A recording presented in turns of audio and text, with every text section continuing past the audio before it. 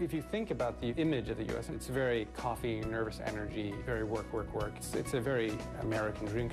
It began in Seattle, in a little store that sold coffee beans. Starbucks really was on a mission to convert people to a life that included better coffee. Your decaf short latte. People had really never heard of a latte, never heard of a cappuccino. Tall cappuccino. So Starbucks brought something brand new. Triple grande mocha. A new language and a worldwide brand invented by this man, Starbucks chairman Howard Schultz. I do think he believes that he's delivering more than coffee to people. We're not in the business of filling bellies. We're in the business of filling souls. Starbucks and its star, Howard Schultz.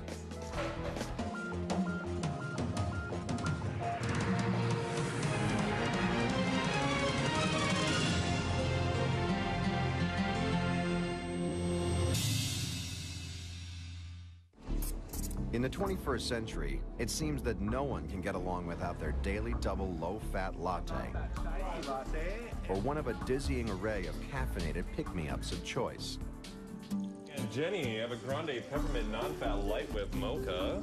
And no one company sells more coffee drinks to more people in more places than Starbucks.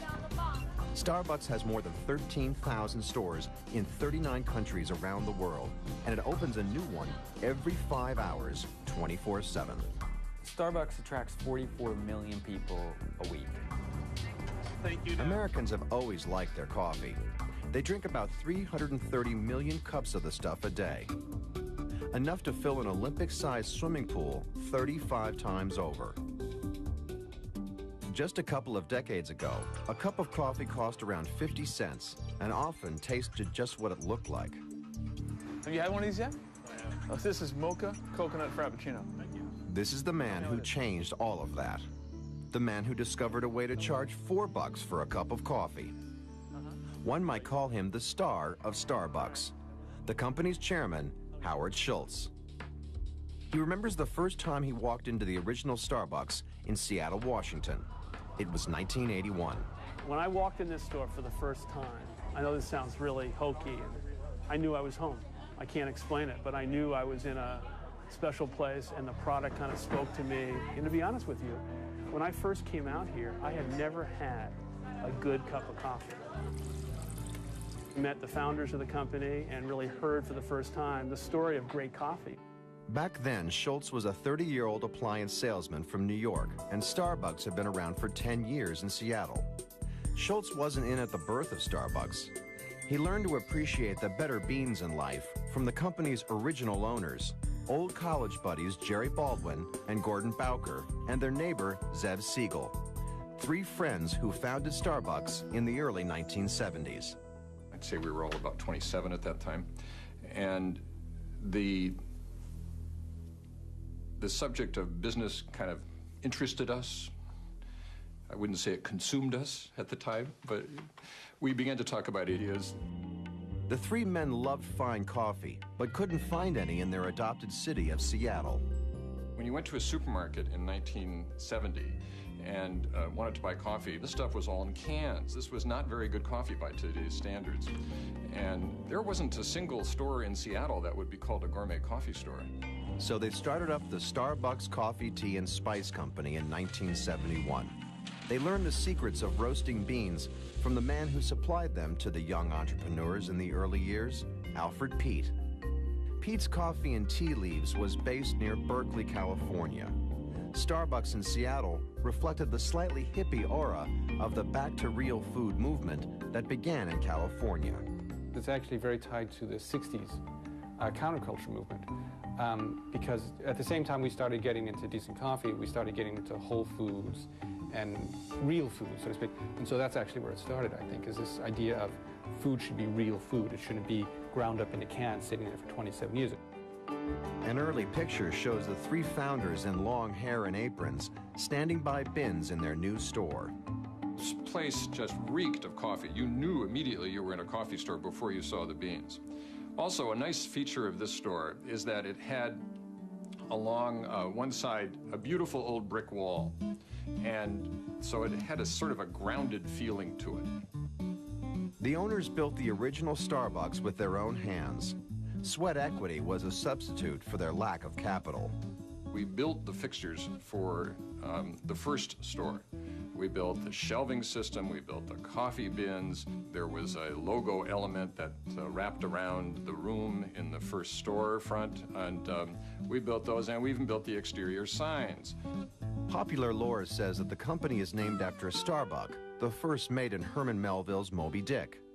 But the real story behind the name comes from an old Mount Rainier mining camp. Starbo, which is a name that Gordon Bowker found on a map. Somebody suggested, just off the top of their head, that maybe we should also look at Starbuck. And that mutated into Starbucks without the apostrophe. Surely, on a subliminal level, we were influenced by the character in Moby Dick, or, you know, there could have been other associations too. They also came up with the company's ubiquitous mermaid logo. The mermaid is part of the seafaring heritage of coffee coming to America, and it comes by boat. It's really a two-tailed siren that's been reshaped over the years.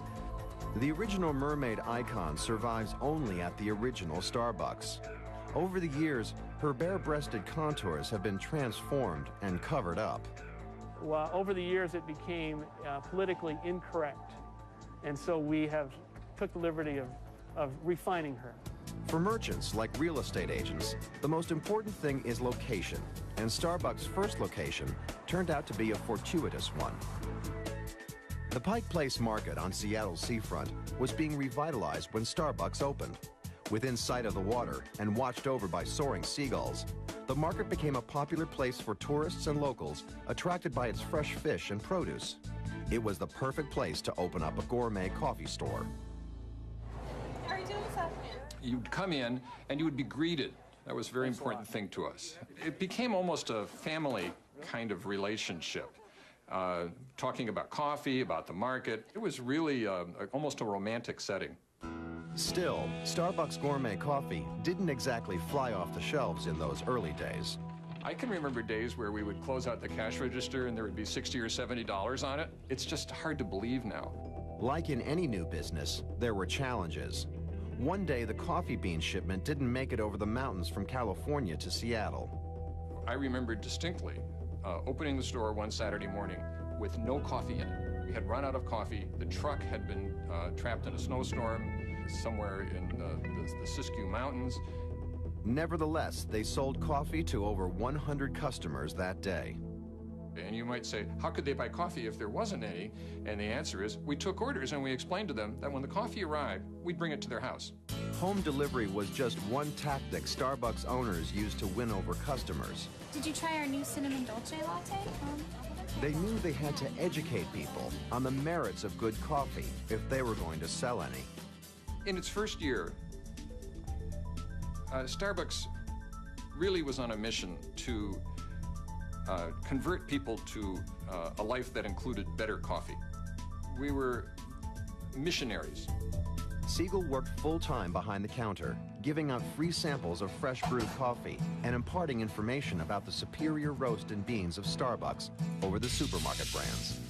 The coffee was vastly superior. It wasn't something that was a fabrication. When you put them side by side, there was no comparison. By 1981, there were 3 Starbucks in Seattle. Ironically, at the time, you couldn't buy a cup of coffee at Starbucks. Starbucks sold only tea leaves and spices, roasted coffee beans, and the equipment to brew European-style gourmet coffee at home. The only drinks on hand were free samples. We were not a coffee bar. You did not go into Starbucks in, say, 1976 and expect to get a cafe latte and that double cupped and you were going to walk around with it. That just wasn't part of our world. That's another age that was yet to come. The coming of the modern Starbucks would arrive with Howard Schultz. In the early 1980s, he was the director of sales for a company that sold European coffee makers in the U.S. He noticed he was selling more to the small operation in Seattle than to Macy's. And every month, every quarter, these numbers were going up, even though Starbucks just had a few stores. And I said, I got to go out to Seattle. Once in the Northwest, Schultz had an epiphany. I came to Seattle on this beautiful day, this majestic day that only happens, very few times a year. The sun was shining, the snow was on the mountains. I walked into the Pike Place Market where we are today. I walked into this store. He was greeted at Starbucks with a free sample that would change his life. And I walked in here and I had a French press of Indonesian coffee, coffee from Sumatra. And I said, you know, what is this? And it felt like, and it smelled like, and it tasted like a big burgundy wine. And I wanted to learn more. And I just couldn't get out of my system. That's good. Very good. And I just said, God, this is something I've been looking for my whole professional life. Howard lobbied Starbucks founders for a place in the company. It would take nearly a year for him to convince them to hire him. Howard was very different than others at Starbucks when he came into the company. I'm sure it was difficult to get his foot in the door because he walked in looking great in his suit from New York and, you know, the great ties and the Porsche. And that really was just not the style of Starbucks at the time. My impression of Howard at that time was that he was a fabulous communicator. One-to-one, he still is. He had a lot of drive.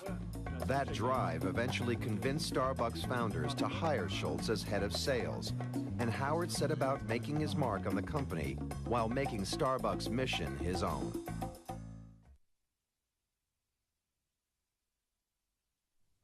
As vice president of sales for Starbucks, Howard Schultz went to the Milan Houseware Show in 1983 to look at coffee makers. It was his first trip to Italy, and on its streets, he fell in love with the theater and romance of the Italian coffee bar. He was struck by an idea that seems obvious in retrospect, but hit him at the time with the force of St. Paul's revelation on the way to Damascus. Starbucks should sell not just coffee beans, but coffee drinks. I saw something, not only the romance of coffee, but really what it was the sense of community and the connection that people had to coffee, the place, and one another. And after a week in Italy, I was so convinced with such unbridled enthusiasm that I couldn't wait to get back to Seattle to talk about the fact that I had seen the future. When Howard came back from Milan, he was on fire. He was out of his mind that we had to open a coffee bar, like a Milan-style coffee bar. Stand up, light food, coffee to go. Howard's enthusiasm for opening coffee bars in Starbucks stores wasn't shared by Starbucks creators. Oh, this is a sore subject. Throughout the 70s, we served coffee in our store. We even at one point had a nice big espresso machine behind the counter, but we said, oh no, that's not for us. We were in the bean business. I was crushed. Nonetheless, he was persistent, and finally, the owners let him establish a coffee bar in a new store Starbucks was opening in Seattle. It was an instant success, bringing in hundreds of people a day and introducing a whole new language. Grande latte. We introduced the beverage and the word cafe latte to Seattle in 1985, which now is ubiquitous across America and around the world. We did that. But the success of the coffee bar demonstrated to the original founders that they didn't want to go in the direction Schultz wanted to take them. They didn't want to get big. We were not a coffee bar. That just wasn't part of our world. We were a store that sold coffee beans. Their whole thing about the coffee, it was always about maintaining quality. It was not about growth. It was not about a worldwide brand. It was about a small, manageable company where we could keep quality at its highest. Disappointed, Howard left Starbucks in 1985 to open a coffee bar chain of his own called Il Giornale. Changes were underway at Starbucks, too. 2 years earlier, Jerry Baldwin had pounced on an opportunity to buy his old mentor's company, Pete's Coffee and Tea. However, the pressures of running both businesses from Seattle proved too great. So in March of 1987, Jerry offered Howard a deal. Howard took me to the boardroom in a corner and whispered, Jerry's gonna sell us the company. We were out of our minds. However, Howard had to struggle to raise the $3.8 million price tag for Starbucks, and then more money to build more stores. We had 11 stores and 100 employees, and I should mention, I didn't have a dime to my name. I had no way to raise money. The purchase price of Starbucks in August of '87 will sound like a ridiculously low number, but to me it was $1 billion. Schultz had to convince investors that Americans would actually shell out high prices for a beverage they were used to getting for 50 cents almost anywhere. Most Americans didn't know a high-grade coffee bean from a teaspoon of instant Nescafe. In fact, coffee consumption in the U.S. had been going down since 1962. If I came to you in 1987 and I said to you, even though coffee consumption in America is down, I want to build a company that was going to sell coffee not in a porcelain cup, but in a paper cup, with Italian saying words that no one could pronounce, for $3 a cup of coffee, would you invest? Plenty of people said no, but enough people said yes. They were betting that a rising tide of interest in America in all things gourmet and high-styled would draw customers to high-end and high-priced coffee. And Starbucks offered a higher-end product, a higher-end setting, a more expensive product that allowed us to say we were part of this kind of more emerging kind of middle to upper middle class. Schultz raised the money and merged his own company with Starbucks. Times were tight, and Schultz himself pitched in behind the bar. I was making lattes, cappuccinos, espresso macchiatos, and much of what we did back then was creating awareness by just giving samples to people. They had never heard of these beverages.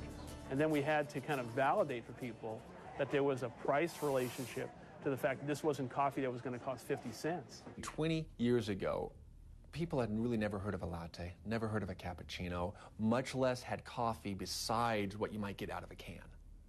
So Starbucks brought something brand new. For decades, American coffee had been an overstewed, bitter brew percolated up in kitchens and diners throughout the land. We're one of the few nations that do this boiling to death kind of approach, and then you keep it hot for hours at a time, which is just the death of a good tasting cup of coffee.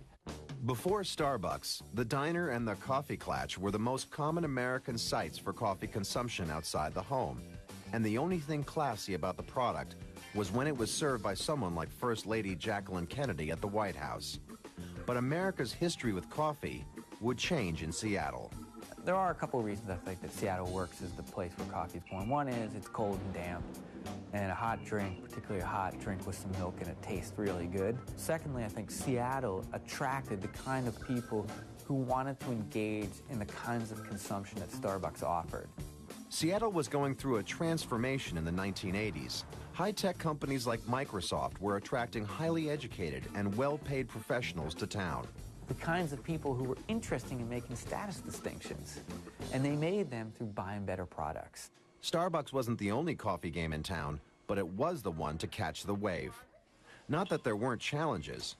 Baristas, the people who pull the coffee shots and mix the drinks, had to be trained not only to make coffee, but to create an atmosphere. Your decaf short latte. You go to the Italian coffee bars. Obviously, everything is spoken in Italian, and there's a romance to the language and a romance to the experience. And in the early days of the imprinting of the coffee bar, we wanted to kind of steep ourselves in authenticity. Ice, triple, grande mocha. Thank you. Tall, cappuccino. We actually would meet from 6 to 10 a.m. in the morning and basically go to coffee school. We learned how to speak the Starbuckian language, that is, grande, non-fat, no whip, whatever. Triple, grande mocha. And the customers had to learn Starbuckian, too. Tall, caramel macchiato. Once mastered, the language also built a bond with the Starbucks brand. There is this kind of desire for belonging, and Starbucks, I think, here has sort of nurtured this deliberately. The language of Starbucks, the drink names that comedians like to tell jokes about, was, I think, calculated to get people to belong, to feel like insiders. Language works that way, right? Once you master the language, you're part of the inside group. Grande latte. And then there's that size thing. Tall, no whip mocha. The small is a tall, a medium is a grande, and a big is a venti, which is not really a word. It means 20 in Italian. I mean, they kind of invented that to get the Italianness, but to get the sizeness in there. You know, everything's bigger, grander, better, right? Well, I think, you know, when you walk into a store, you don't want to say, give me a small. You want to say, give me a tall. And so there's a little bit of marketing in there. Once it had won Seattle, Starbucks set out to conquer the country. It wouldn't be long before millions of Americans were beaming into Starbucks and speaking Starbuckian speak. Brand cafe latte. Howard Schultz likes to describe selling coffee in terms of merchandising mystery and romance.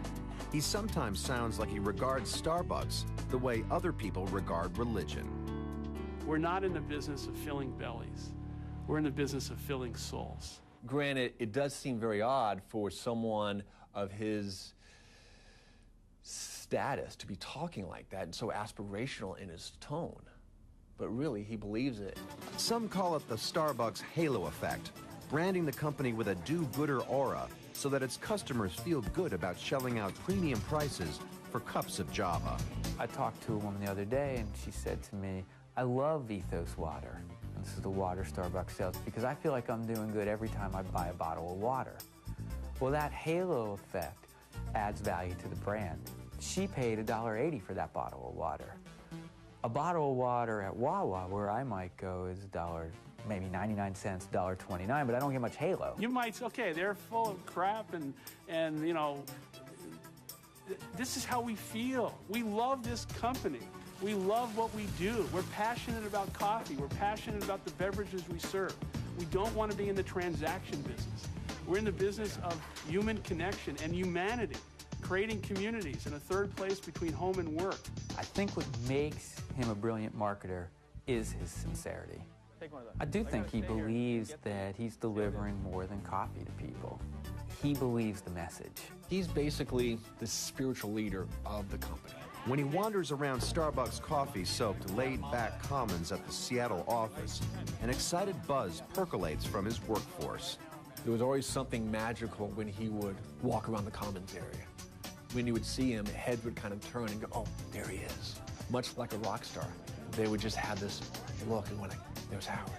And he would walk by, many times stop and talk to folks. And that would always make someone stay, always. He has made quite a leap in status from his early days when he was growing up in a tough and poor part of Brooklyn, New York. Then Howard Schultz wasn't looking to become the coffee king. He was just looking for a way out. He had been born there in 1953 and moved with his family to the Bayview housing projects in Canarsie when he was 3. A bullet hole mars the glass entrance to the building where his family of 5 struggled to survive. Everyone in this building, everyone in these projects, pretty much was exactly the same. Everyone was trying to get access to the American dream. Schultz says he learned a lot growing up here with a rainbow of neighbors. It taught me a lot also because it was at the time, it was a very comprehensive, diverse group of people. White, black, Puerto Rican, Italian, and everyone had to get along. He also witnessed his father's failures and the grinding pain of expectations never achieved. My father was a high school dropout. He was a veteran of the war, and he had a series of one really bad blue-collar job after another. When Schultz was 7, his father broke his leg on the job and was housebound for months. He basically was turned loose. He was out of work. There was no hospitalization, no health insurance, no workman's compensation, and we were done as a family. And I saw the hopelessness. I saw the plight of a working-class family. I saw the fracturing of the American dream firsthand. Howard turned to sports. He was a natural athlete and leader on the basketball courts around home and the football field at school. He imagined he could use those talents to manufacture an opportunity to succeed. My dream was to get out. I never allowed myself to dream beyond that. I was afraid to dream beyond that. And on one level, I always kind of believed in myself that there would be a time when I would succeed. He made his escape from Canarsie with a football scholarship to Northern Michigan University in 1970. But he got injured in his first season, had to quit the team, and lost his scholarship. He sometimes had to sell his blood to pay his way through college. His fierce determination and natural sense of showmanship led him straight into a career in sales. In 2006, Howard was ranked 359th on the 400 richest Americans list in Forbes magazine, but he has never forgotten his Brooklyn roots, which inform not only his life, but Starbucks company policy.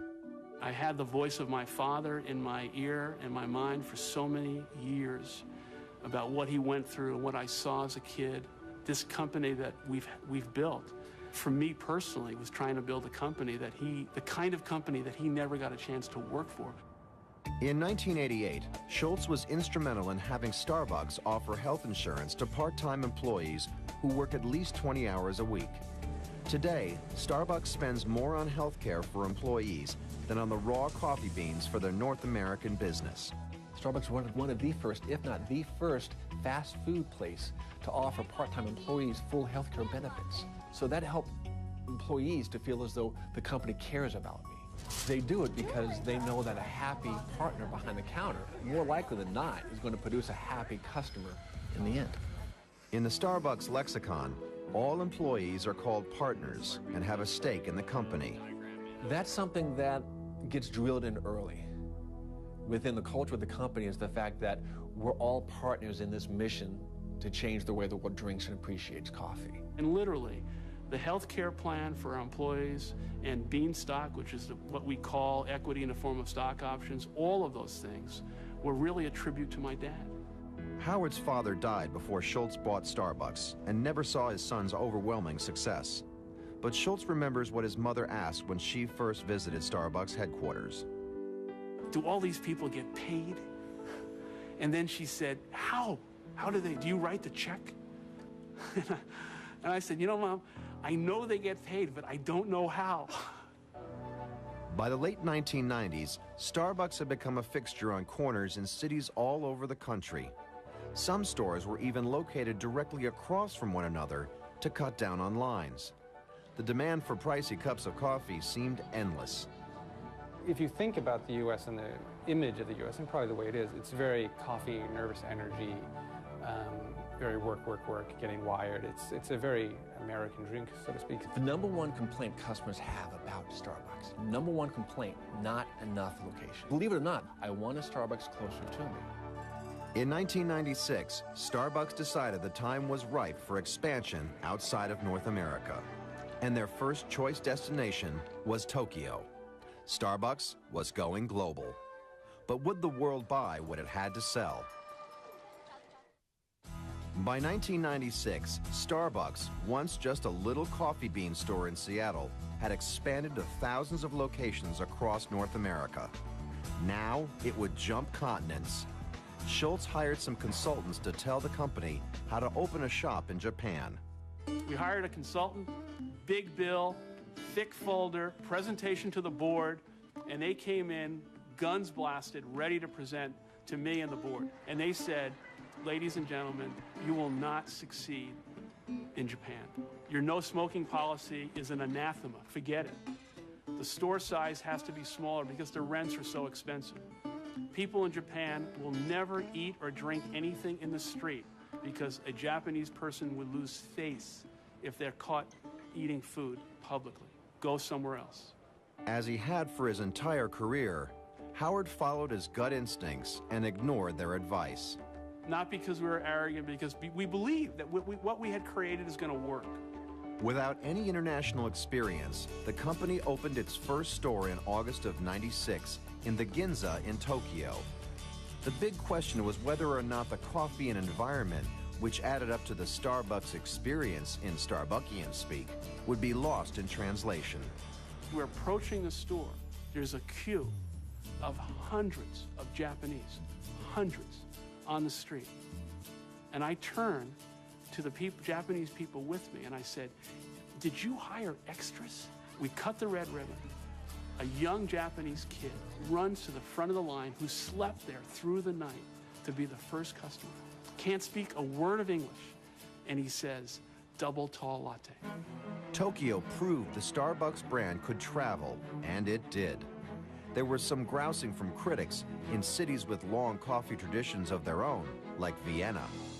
The coffee house provides something which can never be replaced by any fast food outlet or whatever you call it. I mean, the Starbucks is no alternative, no substitute for a coffee house. It is a place to get coffee on the quick.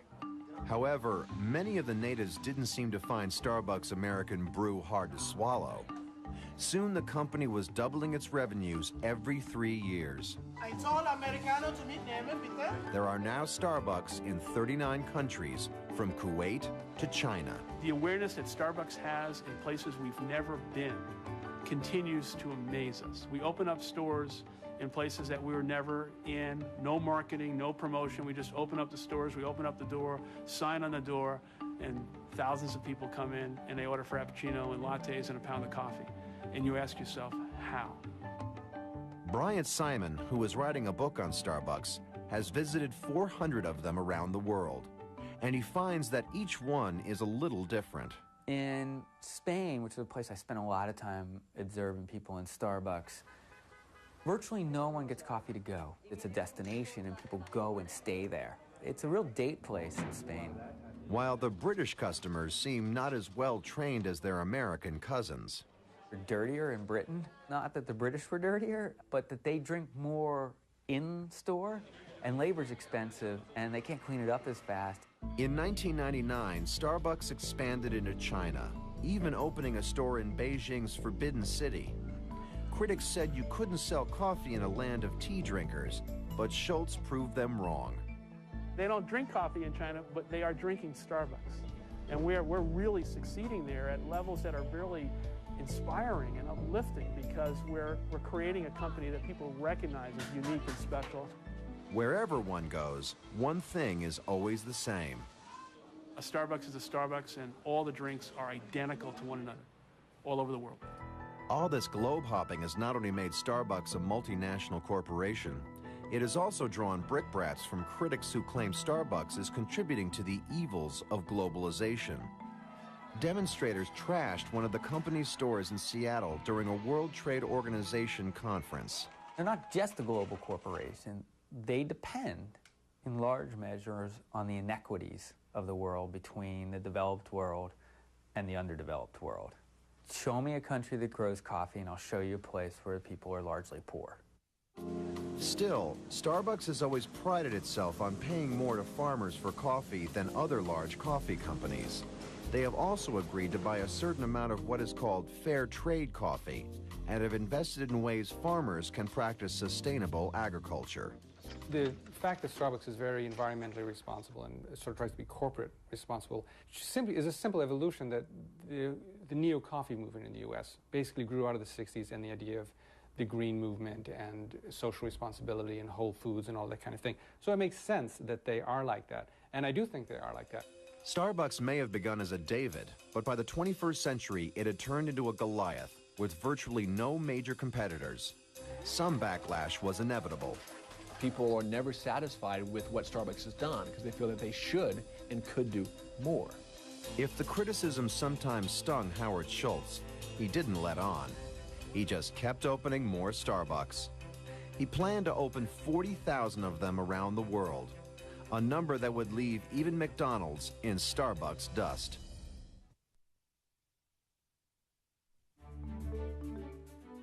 In the cupping rooms at Starbucks headquarters in Seattle, Chairman Howard Schultz takes part in a ritual.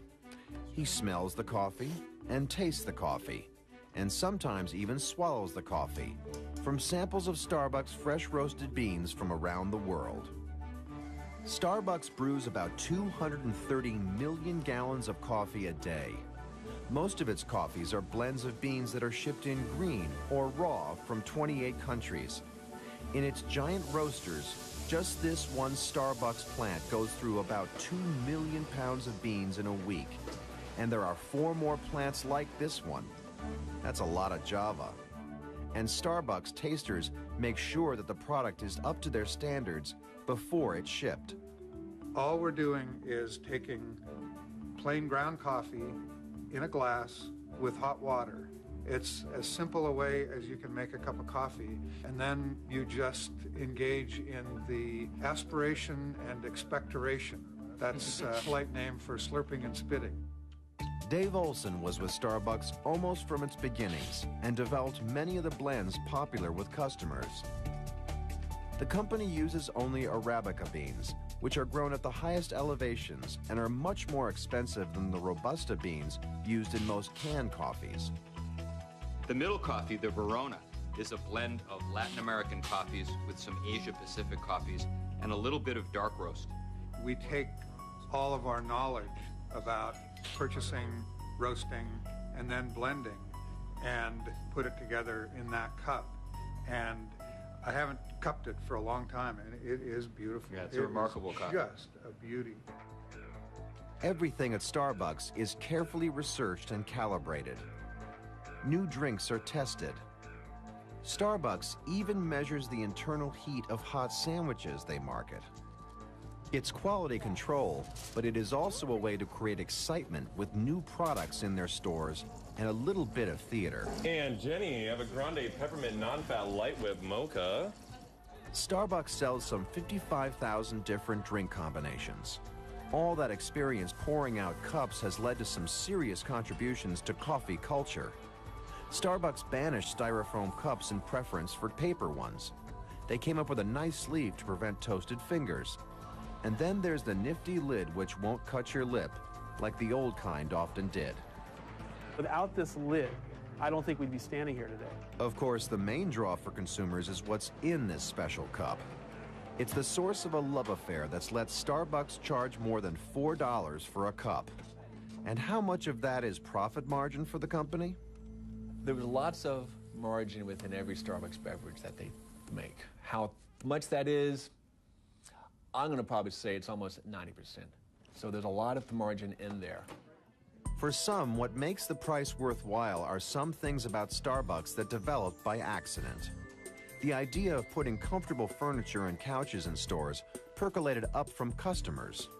The initial model that Schultz had was of an Italian coffee bar where people stood, had their coffee, and left. But what he found was that people wanted places to go. And when he put chairs there, people stayed. And so they began to put more chairs there. And when they put a couch there, people really liked it. And you need a place like Starbucks where it's perfectly acceptable to go and sit all day and talk to people and do your thing with other people. So I think they're serving a great purpose that way, and something that until Starbucks basically had almost disappeared in the U.S., sadly. Another innovation came about when a Seattle store manager who used to run a music shop began playing jazz in his store, and the customers liked it so much, they asked for his selections.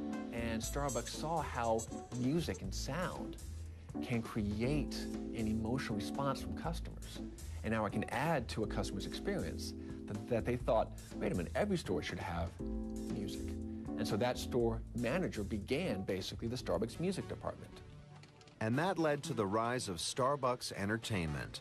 The coffee company is now a big player in the music industry, putting out hot-selling CDs compiled from music at licenses. Those 40 million pairs of eyes and ears a week are a ready-made market. We won 8 Grammy Awards, including Album of the Year with Genius Loves Company, the album with Ray Charles, his last album. A coffee company won a Grammy Award, Album of the Year, unheard of. And that inspired us to do more, inspired us to think about what else can we do that doesn't take anything away from the coffee experience, but complements it. So they went into the movie business. We screened movies for almost a year, and we saw this movie called Aquila and the Bee. And in the middle of the movie, I turned to everybody, they turned to me. We knew this is the movie. The company is listed as a producer on the movie, but it didn't put up any cash. Instead, it offered its stores as a selling platform. The halo of the Starbucks brand, our network, the power of our endorsement, and the fact that we're going to educate the country on this movie. At the company's 2007 stockholders meeting, Schultz announced that former Beatle Paul McCartney had signed a deal with Starbucks Music Company for an album of original McCartney songs to be sold only in Starbucks stores. Starbucks rakes in more than $8 billion a year on its ever-spreading range of products, but you won't see a commercial for Starbucks on TV. They know that their customers are people who like to believe that they're beyond the seduction of advertising. Their stores are their advertisements. The cup itself is an advertisement. I mean, $2 billion a year of people walking around with cups. That's an advertisement. And then everyone repeats that they don't advertise. Some people think that with all the in-store hyping of these products, Starbucks may be losing the thing that made it attractive in the first place. I'm not sure that they're creating the same romance with coffee. The aura of coffee, the tradition of the coffee house. Starbucks customers start to feel as though they might be used in this marketing game. And so to me, I believe that Starbucks runs the risk of the Starbucks brand taking over the Starbucks experience. After 2 decades, Starbucks had attained an enviable place in the world. The green dot and the mermaid had become iconic symbols of a trusted brand, on the same level of recognition as much older companies like Coca-Cola. They've taken coffee and they made it gourmet, but they've also made it accessible. And so for all the folks that want to live and to be part of the finer things in life, Starbucks definitely plays into that, and I think it's one of the reasons why the brand has been so endearing to so many folks. There were few major cities in the world you could go to without seeing the familiar green sign. And back home, the company even began opening drive-thrus. You know, we live in a car culture. A number of the drive-thru stores I've been in will do very steady drive-thru business, but the stores themselves seem a little flatter, a little emptier, a little less alive. You lose that specialness. It becomes almost expected. It is where that anticipation gets sucked out. And instead, it's just going like, I'll have a cup of coffee. Howard Schultz, who created the modern Starbucks, recognized the dangers posed by the company's success. Well, I think most things in the world that have gotten big haven't stayed good. The road is paved with so many companies that have achieved this level of success that are not here anymore. In a 2007 Valentine's Day memo to Starbucks executives, Howard Schultz criticized decisions which he said had diluted the Starbucks experience and taken away from the Italian coffee house atmosphere which he wanted preserved. The memo is going to be taken very seriously within the company. Anything Howard says, the company perks up and says, okay, we got to listen, we got to do this. That's a given. Among other things, the memo wondered if replacing the old manual coffee makers with automated ones had taken the theater and romance out of the brand. Flavor lock packaging means the stores don't even smell much like coffee anymore. The #1 challenge in the entire company is how do we get big and stay small? How do we maintain the trust with our customers and the intimacy with our people? And as soon as we get the mentality of a corporation where we're doing things that are insensitive, we're doing things that are not consistent with our heritage, we have ourselves to blame. And we've done a couple of those things. We have to be very, very careful. The challenge was how to preserve Starbucks' homey Main Street gathering place feel while meeting Wall Street's expectations for growth. The trick for them, and this is a very difficult trick, is to find the balance between maybe flagship stores that really feature all the benefits and then more functional stores. You can grow without losing your soul. Howard wants to balance those two. Starbucks' mission to teach America about good coffee has been accomplished. Even one of its early founders agrees about that. I think that Starbucks still makes a very strong effort to have at its core top-flight coffee, and which is amazing for a company their size. Really, truly amazing. There's a Starbucks near my office that I probably go to 3 times a week, and I always enjoy it. They have changed the way the world drinks and appreciates coffee. Their question now is what's next? Howard Schultz still has ambitions. We want to kind of grow the company in a way that perhaps ultimately Starbucks could achieve the status of what Coke did in their heyday, and that is the most respected brand, most recognized brand in the world, and that's possible for us. To people who pine for the good old days when Starbucks was young and new, Schultz has only this to say. Let me give you a secret.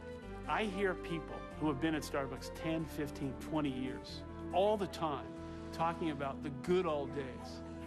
Bullshit. They were not that good. We were struggling, fighting. These are the good days, and it is fun, and it's enormously exciting. So, Lauren, have a grande sugar-free vanilla 1 pump hazelnut non-fat latte.